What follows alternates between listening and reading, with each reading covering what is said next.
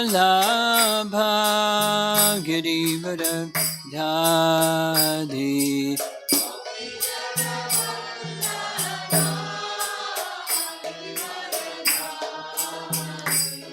Gopijana Balabha Girivara Dhadi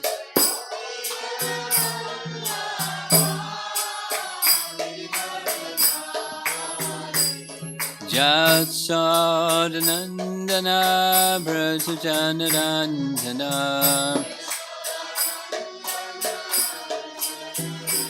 Jasodanandana Brajajanarandana Brajajanarandana Jamunatira Vanachadi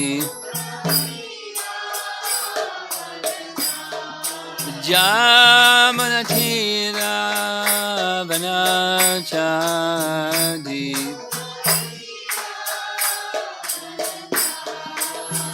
Jaya Radha Madhava Kunjabi Adi Madhava Kunjabi Jaya Radha Madhava Kunjabi Adi Madhava Kunjabi Adi Gopijana Balabha Girivara Dhadi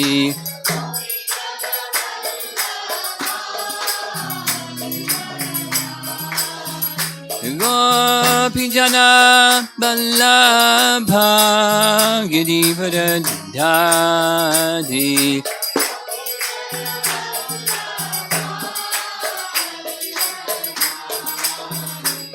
Jasodanandana Brajajanarandana Jasodanandana Brajajanarandana Jamunatira Vanachadi Jamunatira Vanachadi Jaya Radha Madhava Kunjabi Adi Madhava Kunjabi Jaya Radha Madhava Kunjabi Adi Madhava Kunjabi Adi Jayo Vishnupada Paramahansa Parivijagacharya Astatarasatasi Simadis Divine Grace Shri Bhaktivedanta Swami Shri Prabhupada Ki Gaur Pimanandi.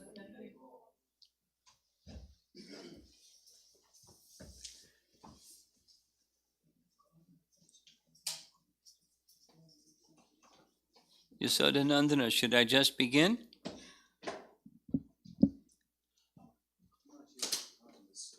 He's not.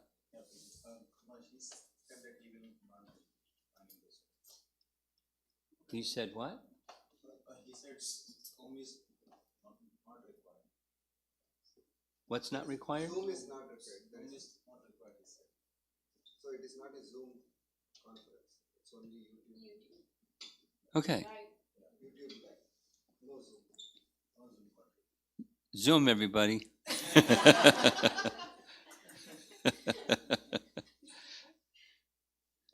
Okay. This is our Sunday program, conducted a little differently than we're accustomed to conducting our Sunday program. Instead of in the temple, it's done remotely, which is just fine. And the Chicago Temple has been following a pattern of taking chapter by chapter by chapter, Canto 1, and so far everything has now gotten to chapter 18. So we're going to discuss something from chapter 18, and because this coming week is, what's special about this coming week? World Holy Name Week. World Holy Name Week. So that our whole life is in relation to the Holy Name, but specifically this week is a festival being organized by by Lokanath Maharaj and his team of devotees to help the whole world membership of ISKCON. Oh, leave it open. Leave it open. Leave it open. Air is good. Unless you're cold. Are you cold? Oh, the air is coming too.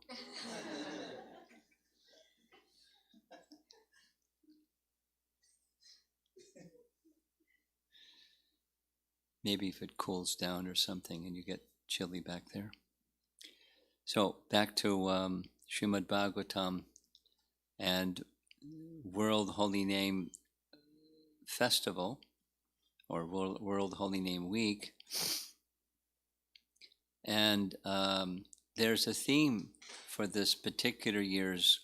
So all over ISKCON, this coming week you probably know, but India Standard Time, 4 programs every evening, different speakers conducting classes and so forth. So if you don't know, you can find out how to connect with a wonderful cast of speakers for developing an understanding of how to benefit, how to help ourselves strengthen our Krishna consciousness through the chanting of the holy name. And the theme this year is Make the World Fortunate. And it's really easy to understand how that theme came about, because I'll tell a little story, a Prabhupada story, about making people fortunate. In 1970 something, probably 72, maybe 73, a few years ago, Srila Prabhupada was visiting us in New York, and in the course of one of the morning classes, he was describing his relationship with Bhaktisiddhanta. And he was speaking with profound humility and with very genuine emotion, saying, my spiritual master found me in some dark place, and by his mercy, he made me fortunate. And his voice was a little choked and became emotional, and Jai Prabhupada. And then he instructed me, you go forward and you make others fortunate. And so I have come to your country to make you all fortunate. Jai Prabhupada. And then he passed the baton to us and said, and now I'm instructing all of you. You take this good fortune and you make the lives of others fortunate. So we weren't going to say no. We could say we're not qualified, but it was Jai Prabhupada. So how does an unfortunate person make people fortunate? How does an unfortunate person make people fortunate? Well, you can't. But you can be an instrument of the one who's fortunate and pass on fortune to others, the fortune of the fortunate, who receive fortune from the fortunate, and so forth. We can act as an instrument of disciplic succession and just distribute that good fortune. And the good fortune comes specifically in this age of Kali in a particular feature. That's the form of Krishna within his holy name. The form of Krishna makes others fortunate. Like one of the questions early in the first canto of Srimad Bhagavatam, the first chapter of first canto Bhagavatam, the sages of Naimisharanya want to know from Sutta Goswami, when Krishna was present walking upon the earth, just the touch of his lotus feet upon the earth made the earth so fortunate. Everything was bountiful.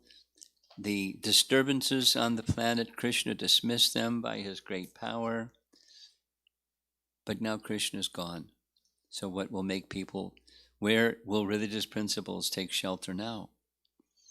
And the answer given is in Srimad Bhagavatam. Of course, in Srimad Bhagavatam means also within the pages of Srimad Bhagavatam, there's enormous emphasis, beginning, literally, beginning to end and in the middle, emphasis on the Yuga Dharma. The Yuga Dharma is the chanting of the holy name, right? Is that right? Yeah, okay. Yuga Dharma. Yuga Dharma. Yuga Dharma. Yuga means the age, and Dharma means activity that connects one with the Supreme. Yuga Dharma for this age is the chanting of the holy name. So we find in chapter 18 of Canto 1 and other chapters within Canto 1 and throughout, laced throughout as a theme, the importance of chanting the holy name. And the person who speaks in chapter 18 is Sutta Goswami. And Sutta Goswami is being asked a series of questions which he responds to in chapter 18. And the persons asking the questions are the sages. The sages, they're all brahmanas, headed by headed by Shaunaka, who is a disciple of Bhrigu. And amongst the most learned persons, we're just reading a text in Srimad Bhagavatam where Valmiki and Bhrigu are especially learned. They're esteemed for their capacity. Now, Valmiki wasn't born a Brahmana. In fact, quite to the opposite end of the spectrum. Of course, it depends on which Ramayana you read, but born a dacoit, or lived his life at least as a dacoit. That's one of the common renderings of Valmiki before he became Valmiki.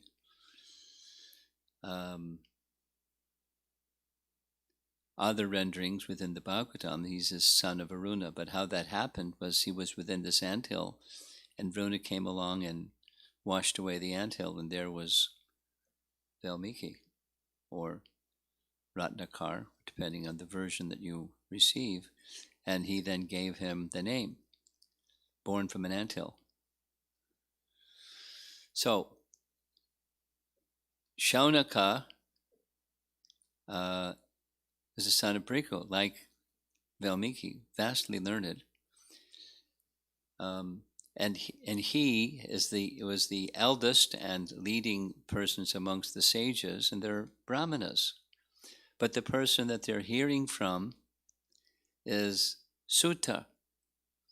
And Sutta, by Vedic culture standards, was not born in a high birth. In fact, he was born in a pratiloma birth, that is, his mother was higher than his father as far as their social position is concerned.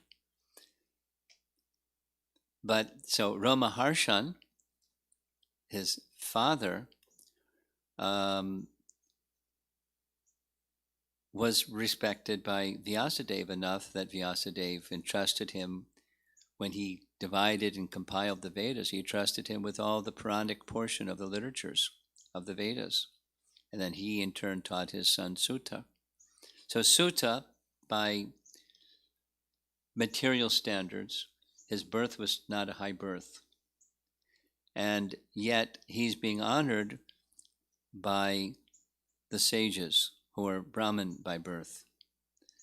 They're placing him in the elevated seat and posing questions for him to respond. That's how, there's details, lots of details. The whole story of Maharishi Parikshit has been told. We spent some time discussing, actually, the age of Kali and the advent of the age of Kali and so forth. So it's a bad age where persons, as we know from various angles, persons in this age of Kali are born into an unfortunate circumstance, because the age is manda, very bad. Manda samanda matayo manda bhagya upadrata. It's a very unfortunate circumstance. And Sutta's circumstance was similarly unfortunate in the sense of his material situation.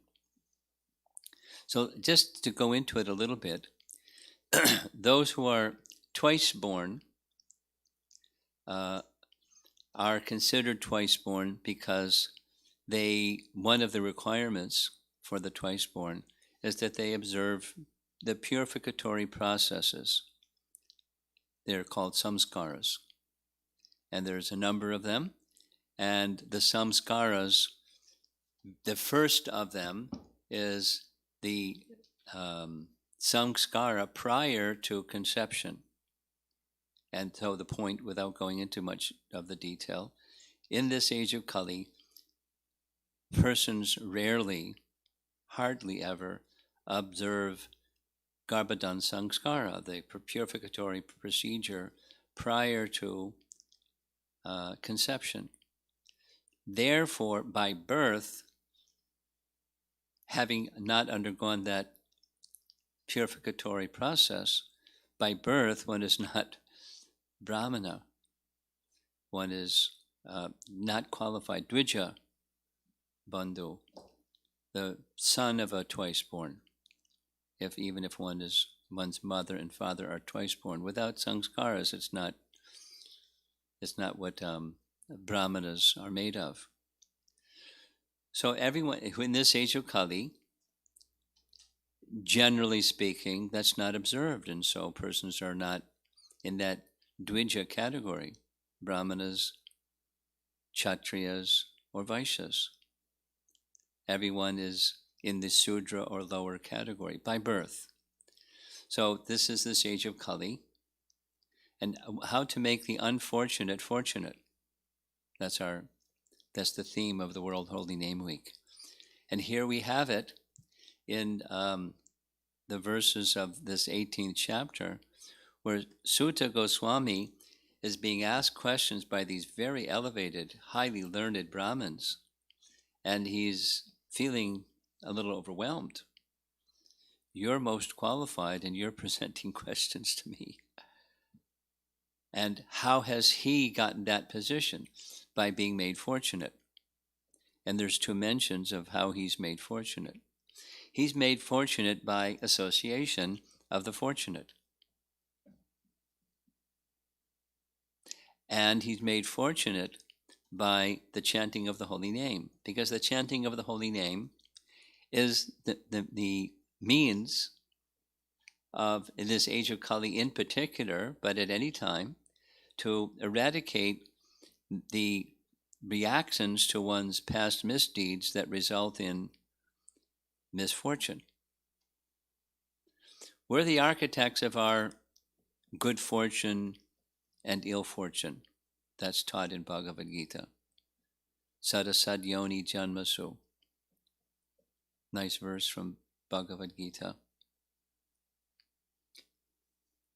Purushak prakriti stohi bhunkte prakriti jan gunan karanam guna sangosya sad asad yoni janmasu. Sad asad good fortune, ill fortune, we're the architects. We're responsible for good fortune, ill fortune. We're not meant to be the enjoyers of the good fortune or the sufferers of the ill fortune.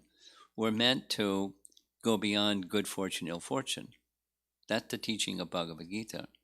Go beyond elevation to a higher position in the heavenly realm or even up to Brahmaloka. We're advised in Bhagavad Gita like that. To go beyond the limits of bad fortune, especially in this age of Kali, it's good association and the holy name. Now, finding good association that can carry you beyond misfortune, that's not easy. Sadhu Sangha is that good association. And where's the genuine, not just the saffron dress and the long beard and so forth, sadhu, but where's the quality where it's really sadhu? And sadhu means a genuine devotee, those who are very elevated in their spiritual path to attain the supreme. That's really what sadhu is. Not just learned, but spiritually elevated in their journey back home, back to Godhead. So Sutta Goswami is saying, I'll read the verse, but I'll describe first. This good fortune that has come my way, that has changed my misfortune, is the association of saintly people. So it's for that reason I'm nothing special. I'm an unfortunate person, but I've been made fortunate by these elevated personalities, and I've been made fortunate by the chanting of the holy name, or those who are engaged in the chanting of the holy name. So I'm going to read these two verses from Canto 1, Chapter 18, texts 18 and 19. 1, 18, 18, and 19. So Sutta has been asked many questions, and he's now responding. And he's turning his attention to Krishna. He's spoken to by the sages, and he's turning his attention to Krishna. O God, although we are born in a mixed caste, we are still promoted in birthright simply by serving and following the great who are advanced in knowledge. Even by conversing with such great souls, one can without delay cleanse oneself of all disqualification resulting from lower births. Misfortune can be changed to good fortune by sadhu sangha. And then he says, and what to speak of those who are under the direction of the great devotees chanting the holy name of the unlimited, who has unlimited potency, the personality of Godhead, unlimited in potency and transcendental by attributes, is called the Ananta, the unlimited. So the unlimited has unlimited potency. This is an important and very basic understanding of Bhagavan or God. So I'll just say it again in a different way, but it's the same thing. Jiva Goswami explains in his Bhagavad Sandarbha, very simple principle, and the whole of the Sandarbha is expanding on this principle. And that is, in order to understand God, or say it negatively, it's not possible to understand God if one does not accept that he has unlimited and inconceivable potencies. We'll say it positively. One can understand God to the degree that one is able to understand he has unlimited and inconceivable potencies. If you say, no, he can't do this or he can't do that, then he's not unlimited. I heard Prabhupada tell a story, then more recently I heard it's a philosophical paradox. So the story is Prabhupada was explaining that one time he was asked, Swamiji, can God create a stone or an object so heavy he cannot lift it? It's a trick question. Because if you say, yes, he can create something that's so heavy he can't lift it, there's something he can't do. Or if you say, no, he can't create something so heavy he can't lift it, there's something he can't do. So he's not unlimited. It's a trick question. So Prabhupada said, I answered, yes, he can create something that's so heavy he can't lift it and then lift it. And very recently I heard this is a European, it's called the stone paradox, something like that. Exactly the same, So the absolute is unlimitedly unlimited. He cannot do and then do things he cannot do. There's a nice example of this during Krishna's childhood pastimes. Sometimes there's this kvachit. Sometimes the gopis, the elder gopis, would ask Krishna to pick up something. Like that nice example, Mother Jasoda would ask Krishna to pick up Nanda Maharaja's shoes. And he'd very happily toddle over and put the shoes on his head and toddle back and smile, standing before Nanda Maharaj.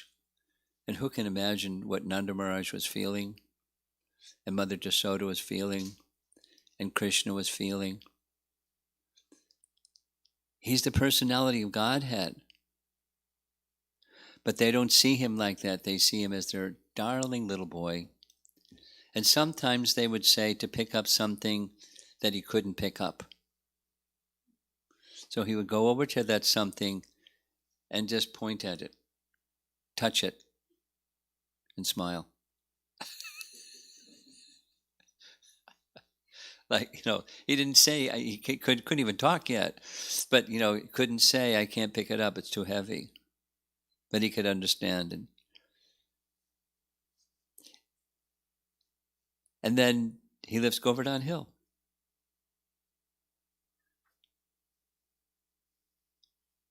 Who can lift a hill? It's something he created. And he can not lift it and lift it. He doesn't even need to lift it to lift it.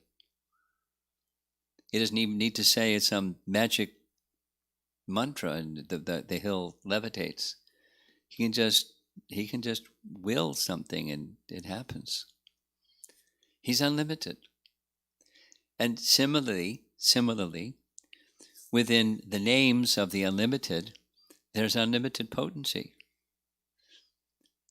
Nija Sarva Shaktis, that's Lord Chaitanya's teaching. Nija means his own. Sarva Shaktis is all of his potencies, and all, that's a lot of potency, are in each and every one of his names. So one who is engaged in chanting his names, that which is misfortune becomes fortunate. I just spent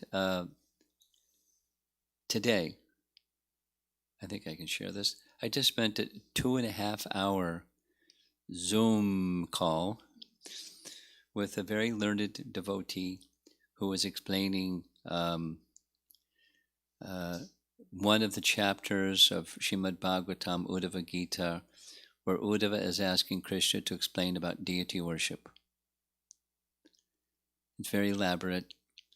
And then switching over to Hari Bhakti Vilas and what it says about deity worship in Hari Bhakti Vilas.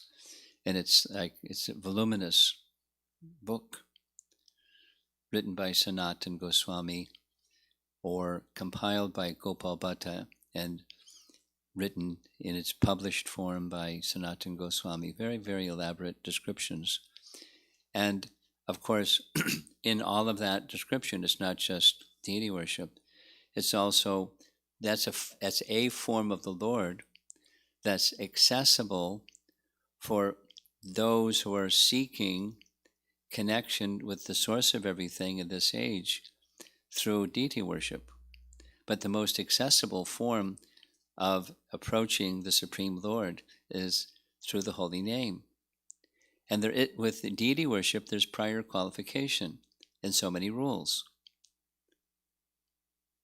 Specifically, I mean, he was making a big point about this.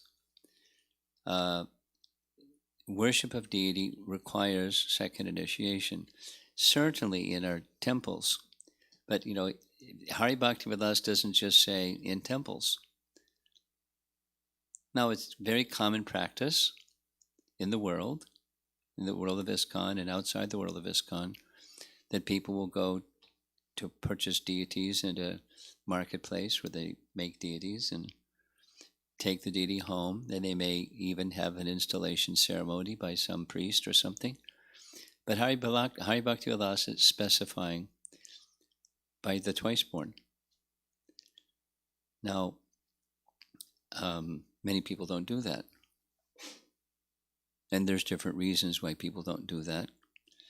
But the most important thing is the chanting of the holy name.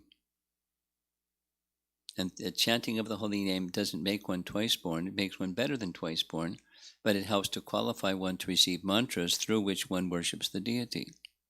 Because the deity worship is approached through mantra. I mean, that's Hari Bhaktivilas, that's the teaching. So one should be eager to follow what Sanatan and Gopal Bhatta Goswami say, which is similar to what Krishna is saying to Uddhava in Uddhava Gita about deity worship. But anyone can chant the holy name. There's no prior niyamatak smarane nakala. There's no niyamas, no rules and regulations, no hard and fast rules, is Prabhupada's translation of Shikshastaka, number 1. No hard and fast rules.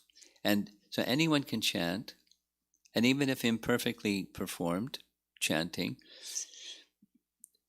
Namabhas is very powerful. Just a reflection of the holy name is very powerful. And then it helps qualify one to become freed from the misfortune, instead become fortunate in this age of Kali, that's an age of misfortune. Manda samanda mateo. Let me read the purport where Prabhupada is explaining this particular verse that Sutta Goswami is speaking.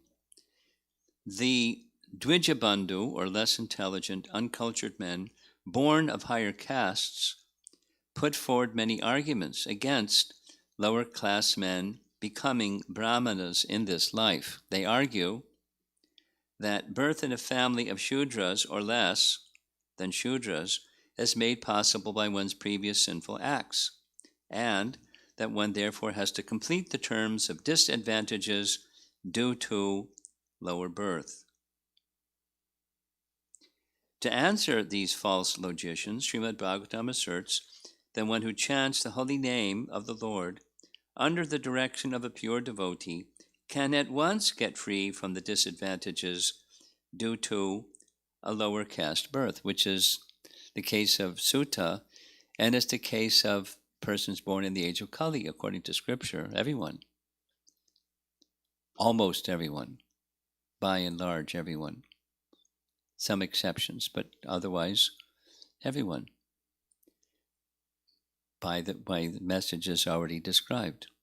The sanskaras are not performed. And so one doesn't have that by birth qualification. It's very significant for those who are meticulous in observing the rules of Brahminical culture. That's one that you can't overlook. None of them can you overlook.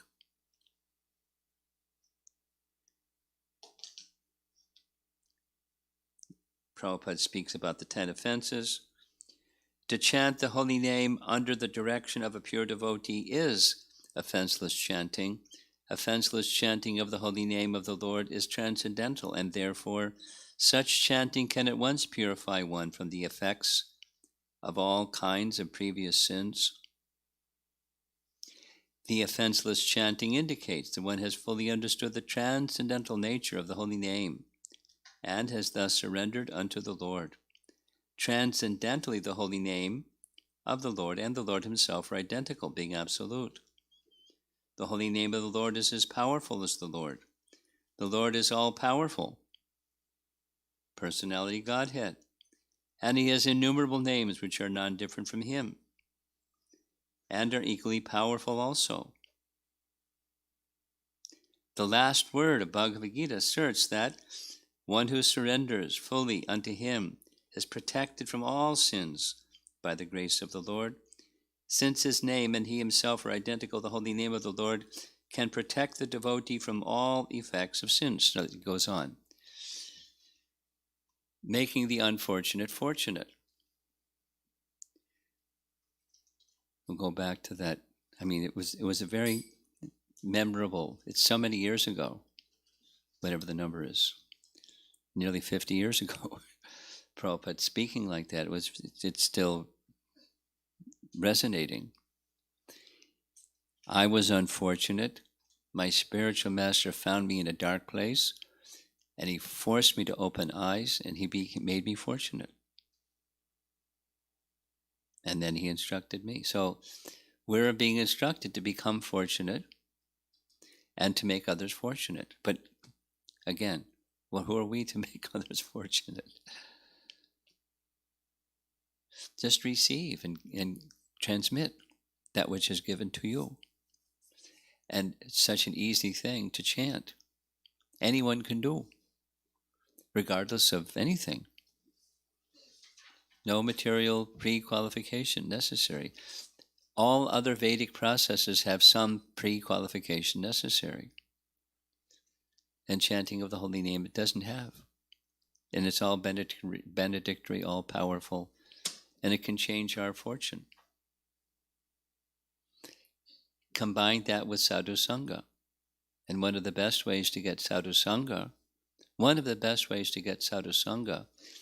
is to put the words of a pure devotee in the center of sadhu sangha, along with kirtan, of course. The sadhu sangha retreat that's held every year, except this year because of the pandemic, is come together and chant the holy name of the Lord together. That's one form of sadhu sangha. And then this other that Sutta Goswami has experienced is hearing from Shukadev Goswami, hearing from his father, hearing the messages of transcendence, having realized, that's one of the things that's spoken of about Sutta in the very beginning, in chapter 1 of Canto 1. He not only heard, but he understood. He not only understood, but he realized. He not only realized, but he can explain it. Do you know some people that they're really good at something and they're really terrible at explaining it? I've had some experience with that. Really elevated persons. They really know their stuff. And when it comes to teaching it, they're just like, it's not a gift that's been given to them. There's anecdotal memories as I'm speaking this. Really, really gifted devotees, people. So Sutta had all those qualifications. And how did he get them? Well, how does one get anything? You get from the source of everything, ultimately.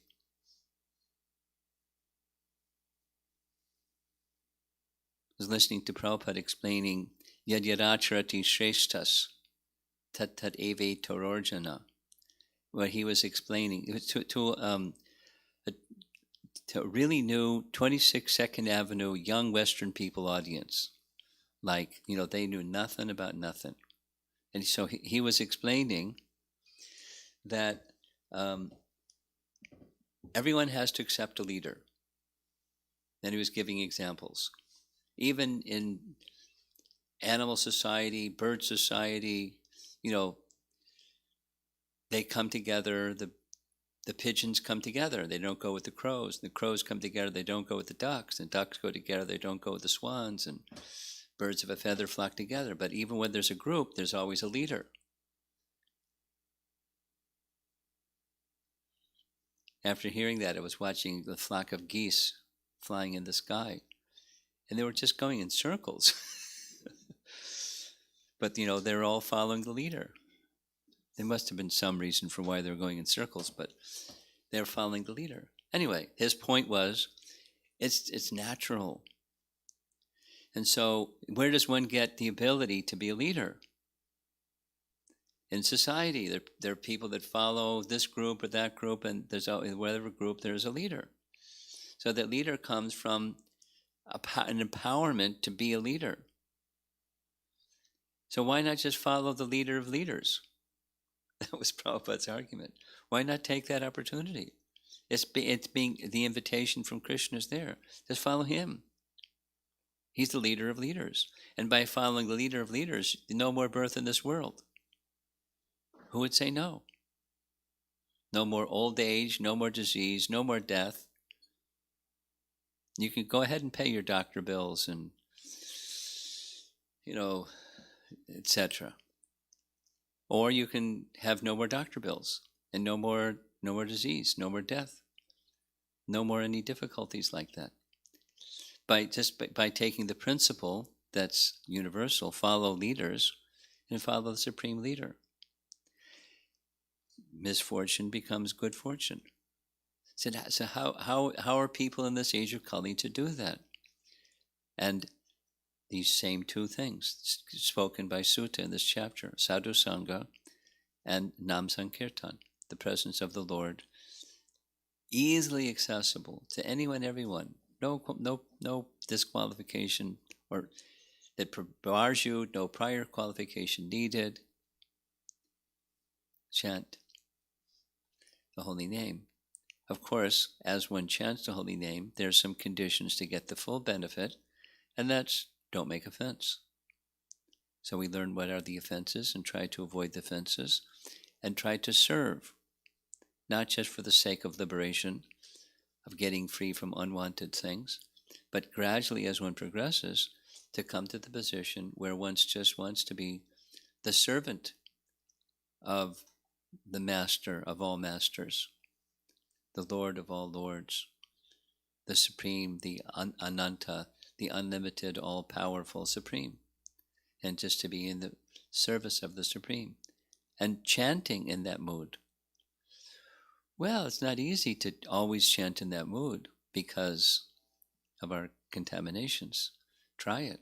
It's not easy to always chant in that mood.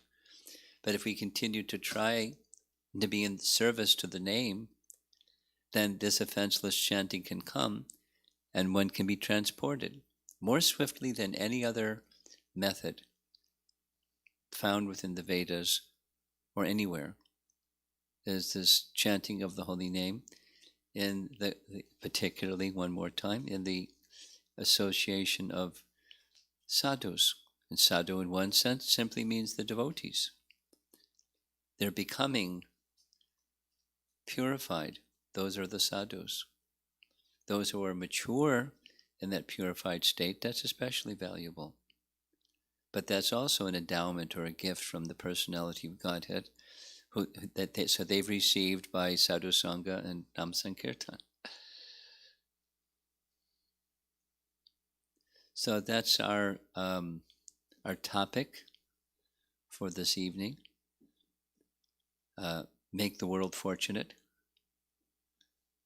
through the chanting of the Holy Name, the World Holy Name Festival, and trying to connect that with the sequencing of the Sunday theme at the Chicago Temple, this being the week for Canto 1, Chapter 18. So let's see if there's some discussion. I know there's devotees here that are really good at asking probing questions. So let's see if we can get some discussion going. You have anything today? You'll think about it. Think about it and we'll come back to you. He's usually the first one with his hand up. Okay. Comments or questions, anybody?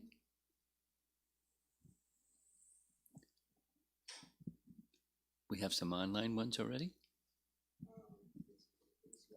Okay, we'll do the one question. This question is from Kamer Bazarek. What to do with the deities that I have on my altar at home? I haven't had Diksha initiation yet, and also my huge Tulsi Maharani. That's a nice question. It was discussed in this 2.5-hour conversation today. In short, such persons, you and such persons, should understand, you can go on with your deity worship, and you should understand what Sanatana Goswami is providing in Hari Bhakti Vilas. Now, that is, may you soon come to the position of following the standard given in Hari Bhakti Vilas. Now, the standards of worship of deity in the home is not the same as the standard of worship of deity in the temple. At the same time, the principle, it doesn't say that in Hari Bhakti Vilas. Home worship, shrug your shoulders. Deity worship, no, it's strict. It doesn't say that in Hari Bhakti Vilas. But the standards for deity worship in home are more relaxed, but not specifically this one. So I don't want to overemphasize. I don't want anyone to become uncomfortable or feel guilty or you're in a penalty box or something like that. But understand what our acharyas are teaching us based on scripture and come to that stage. Don't be in anxiety and don't offend your deities and don't do something rash and foolish, but understand this is what our acharyas are teaching and strive, because the purpose of deity worship is to fix your mind on the Lord, and the standards of deity worship are not the same as chanting the holy name. So the teaching that Prabhupada gave us even in our temples was pictures. And I know some devotees who are Brahminically initiated and they still have pictures. I know some devotees that are not initiated and they have deities. So the standard is not well known, the standard is not carefully followed, but there is a standard and we should strive to come to that stage where we meet the standard. That's my advice. As far as Tulsi, there's no restriction. You don't have to be anything. You can be a gardener and take care of Tulsi. Do you take care of Tulsi at home? Yes? You water Tulsi. How often do you water Tulsi? Every day? Every day? Almost every day. Okay. You brush your teeth every day. And you water Tulsi almost every day. Okay. So he's got a question. We ought to give him the microphone. What is the relationship between Tulsi and Krishna? What's the relationship between who and Krishna? Tulsi. Tulsi and Krishna. Tulsi and Krishna? That's your question? Tulsi, that's a nice question. Tulsi is a very dear devotee. And because Tulsi has the power to give bhakti, because devotees can give bhakti. And Tulsi could not only give bhakti, but bhakti as it's found in Vrindavan, and even bhakti as it's found amongst the elevated gopis. So the relationship between Tulsi and Krishna is she's very dear to Krishna. And Krishna holds her very dear. That's the relationship. She's a special devotee. Tulsi Devi.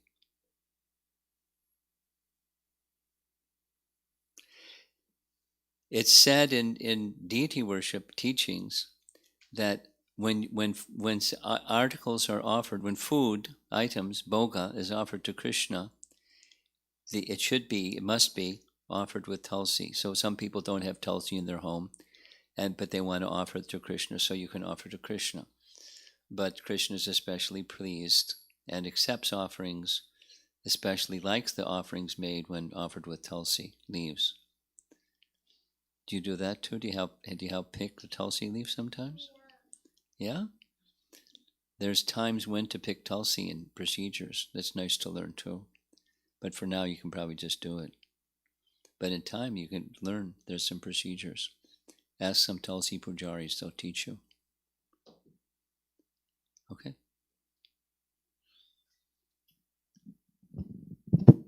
Hare Krishna Guru Maharaj. So today I was listening to a Prabhupada lecture with my mom, and Prabhupada said that if you're asking help for Krishna for sense gratification, it's still Maya.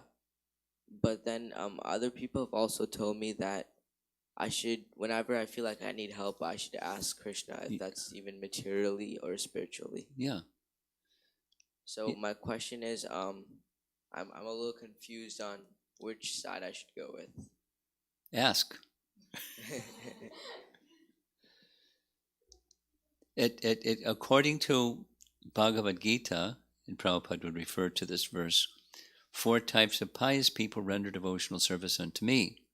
And so most people, almost all people of this world want something. And Krishna is the source of everything. So rather than going to over here or over there or over there, or just relying upon your own capacity, you go to Krishna for that something. But it's mixed devotion. It's not you're in Maya. It's not like that. You're in bhakti. But it's a big preliminary bhakti. And so by going to Krishna for something, then you are helping to establish a relationship with Krishna that's, it's kind of mercantile. I do this and you do that. Thank you very much, Krishna. But one can go beyond that standard. But for the initial stage, you go to Krishna. Go to Krishna. And then strengthen the devotional element, not just the bartering element. Or, I'm in need, please help me out. He'll be happy to help you out. He'll help you out even if you don't. But if you go to him, he'll be happier to help you than if you don't.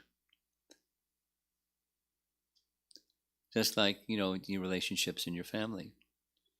Your mother's going to help you out, whether you ask it or not. And if you ask, then she's happy to help you out. More happy. That's the relationship. That's the relationship in your family. And so it's, you strengthen the relationship. And then after some time, the little light goes on and says, gee, maybe I should do something for mom. And, that's love. That's the relationship with Krishna is like that. Then I don't need to ask Krishna for something to go to Krishna. I'm so grateful that Krishna has given so much.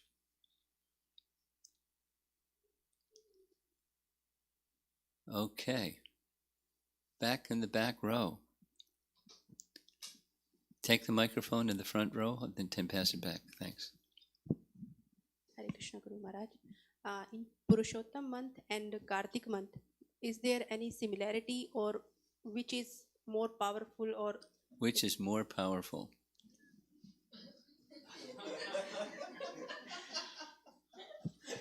They're both more powerful. How's that?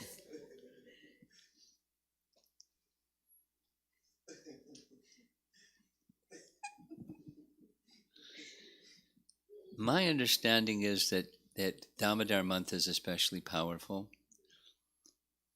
for a variety of reasons. And Purushottam month doesn't come as often as the Damodar month. But when it comes, take advantage, and it doesn't so much matter which one is more powerful. And the advantage is connecting with your mission of life and taking some vow that will strengthen your determination and focus on achieving the goal of life. So, microphone, come back this way. You Thank have you, more. Guru Maharaj. You have more?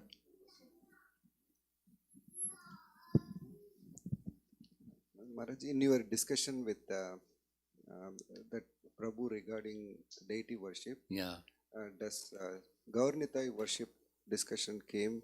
Is that okay for devotees who are not Brahminical initiated? I have heard Well, something like if you that. ask this devotee that I spoke to, he'll say no. And I didn't get into a thing with him. And I know that Prabhupada was particularly liberal with Gaurnitai deities. But Hari Bhaktivedanta says. So that may help. So those who wish to do deity worship should understand the mercy of Prabhupada, and over there on the other side of the pan scale is Hari Bhaktivedanta. It says I should have this second initiation, Dvija, because the deity is approached through mantra. And mantra is given at Diksha. And so Maha Mantra you can chant and worship your Gaurnitai deities and understand what Hari Bhaktivedanta says on the one hand and on the other hand. So I'm a little more balanced than this Prabhu. But what he's speaking is scripture.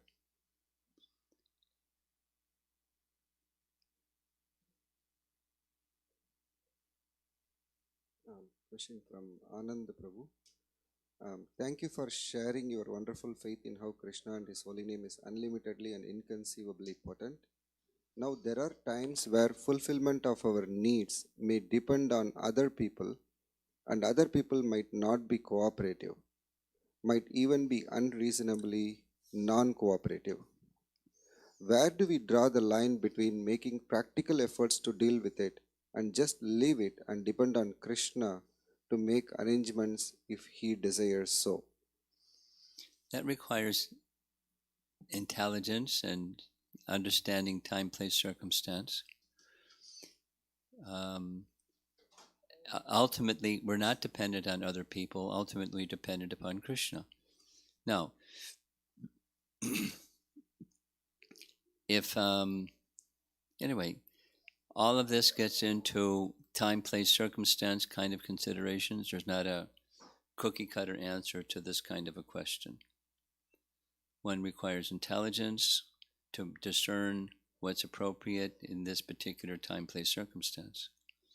And not in any case should my attention or your attention or anyone's attention go away from who we're ultimately dependent upon. Yena tena pakarena manak Krishna naveshayat, where our attention should always go to Krishna. And one of the biggest risks in understanding what to do about situation XYZ is we get into problem solving, and if we forget who we are, if we get the purpose of life, if we get Krishna, we just get sucked into Maya and the problem and trying to solve a problem. So that's not a good mistake to make. Better to err on the side of caution and stay, so trying to be responsive to the question, stay on the side of relying upon Krishna. That's not a mistake, that's the better path. If you're not clear, stay there. Question from Visalaksha Prabhu. What are the steps shall I take to avoid carefully the 10 offenses while chanting the holy name of Lord Krishna? Two things. Know what the offenses are and avoid them. And most importantly, the second, strive to always remain attentive, because the root of the other offenses is inattentiveness. So go for the high road and watch out for the low road. in short. And be conscious. As you're chanting, be conscious of what you're doing, because otherwise the lower tendencies will take over. It's not a question, it's a appreciation comment from Amara Mataji. Today at a grocery shop, the shopkeeper saw our tilak on our head, and he understood that we were from Prabhupada's movement. He voluntarily gave an item for very less price and said, I revere, respect those who take God's names. They are sincere people. So thank you for guiding us on this path, Maharaj.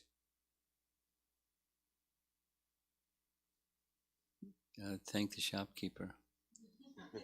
Because even that appreciation for those who chant the holy name, which is exactly what Sutta was saying, then what to speak of being guided by those who chant the holy name, but having that regard for those who chant the holy name.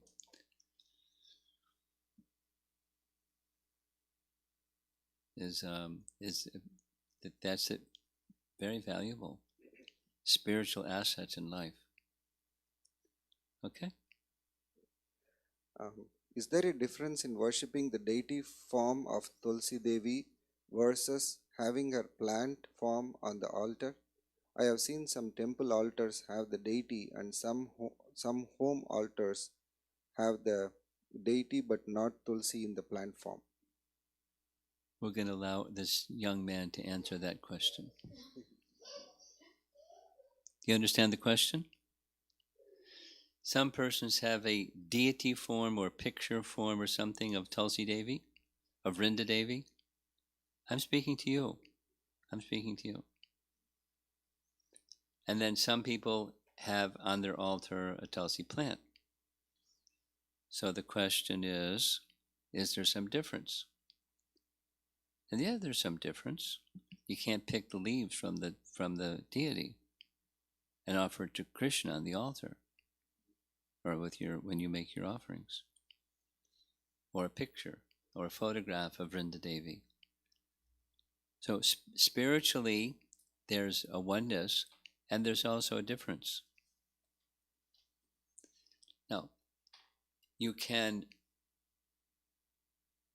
A very simple solution is grow Tulsi and have the deity or a photograph or painting of Vrinda Devi and Tulsi leaves. But you offer Tulsi leaves. That's recommended. So it depends on your lifestyle and so many other things, but that's ideal. That's preferred. Okay. Question from Mahati Mataji. What is the difference between installed deities and not installed deities? There's this devotee that I was speaking with today says that's a misnomer.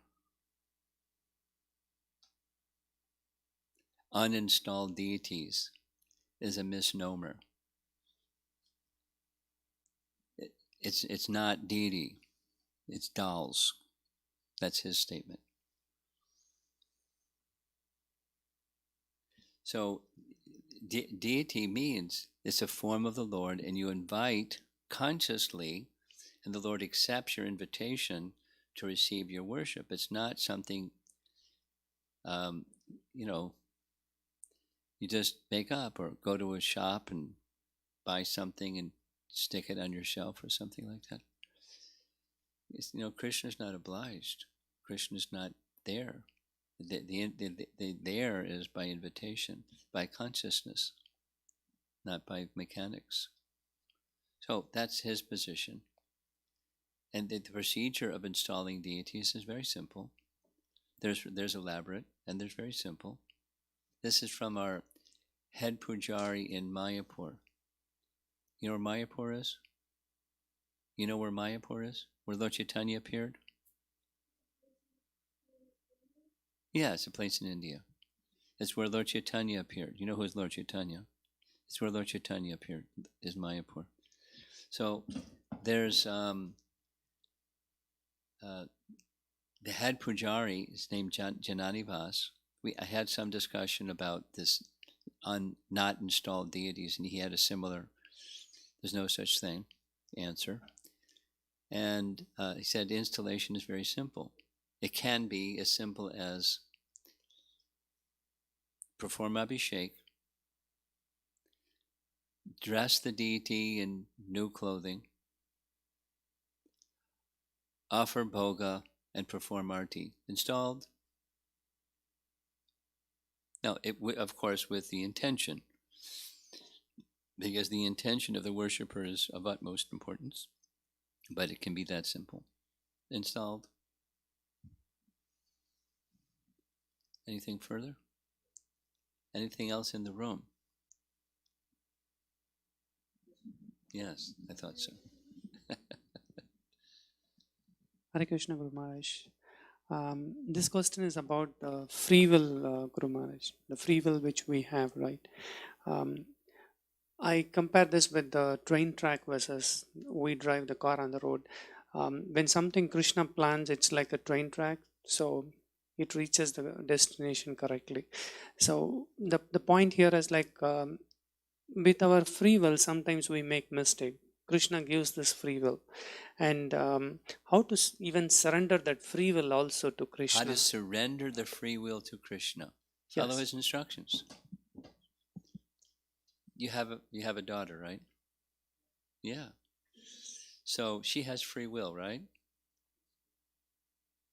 She's got free will. Not only that, you're soon going to be. Are you a teenager yet? What? How old are you? 10. So wait till she turns 13. Then you really find free will.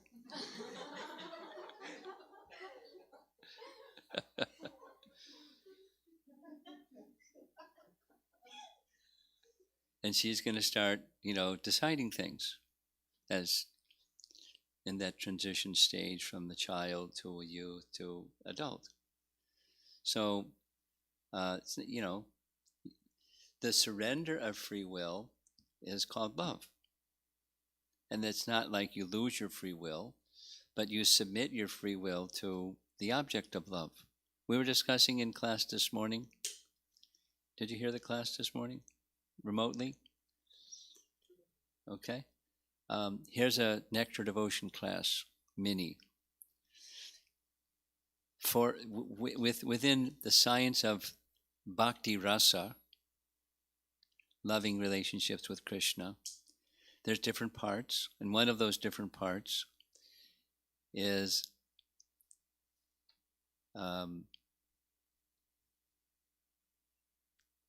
there's alambana and udipana. Those are Sanskrit terms. It's nice to know Sanskrit terms. You don't even know what's that, so you're learning something new.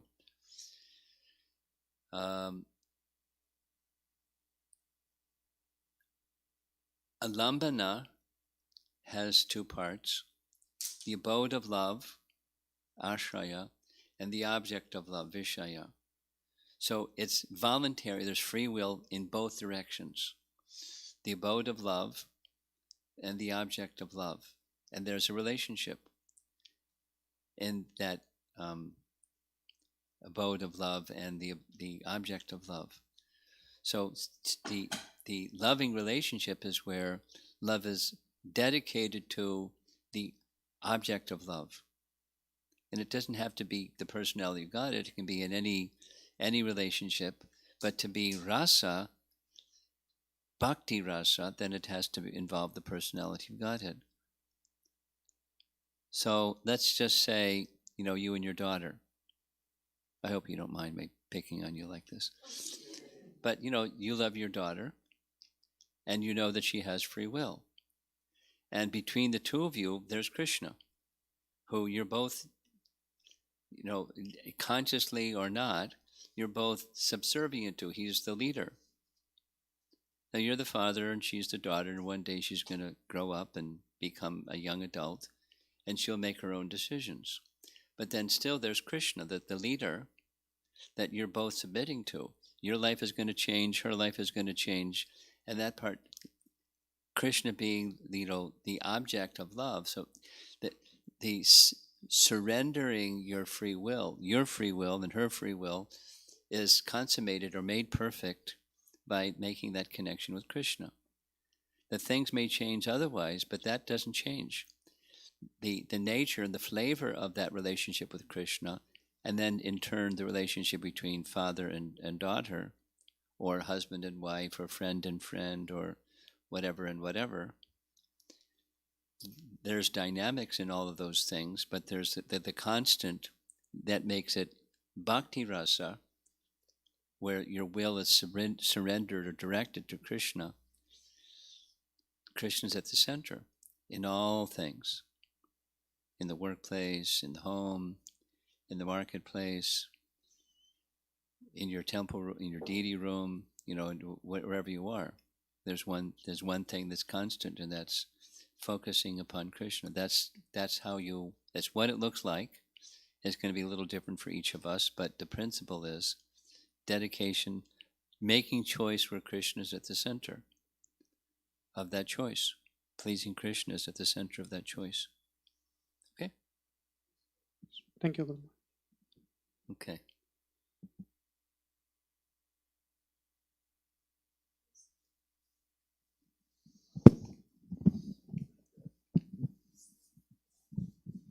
Hare Krishna Guru Maharaj. My question is like if someone is not initiated and still practicing Krishna consciousness Okay. and wants to do in home they want to do the deity worship, so is it permitted? We went through this.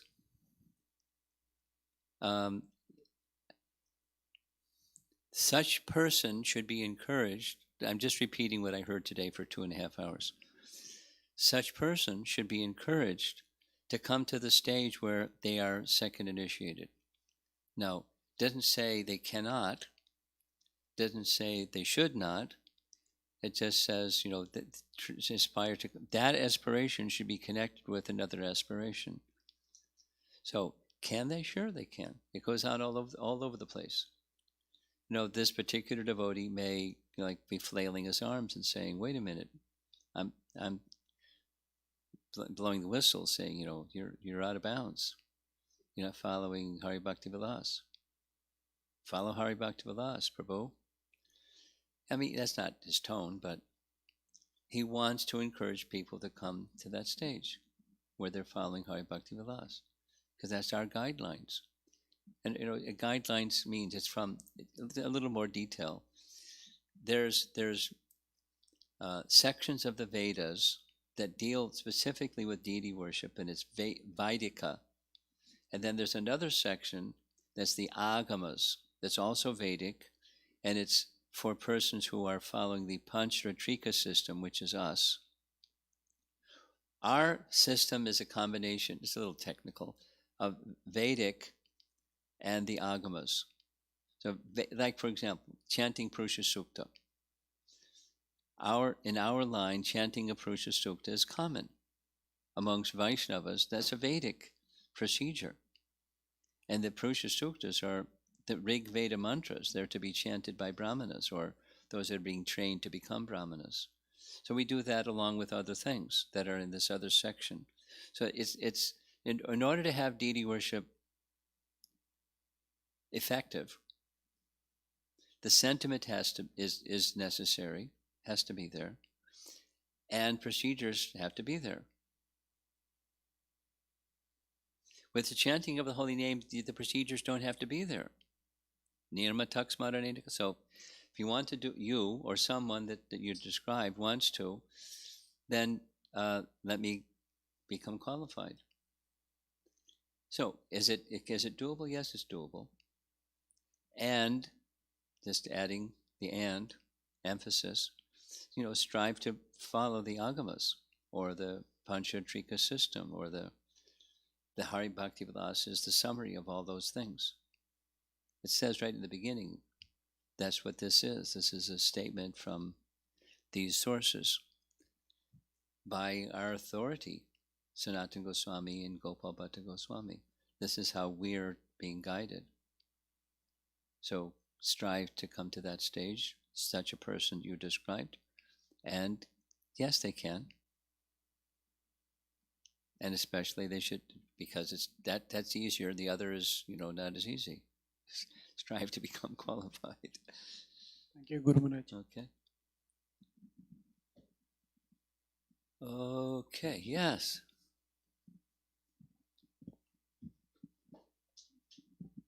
Hare Krishna Maharaji. So my question is about this month only.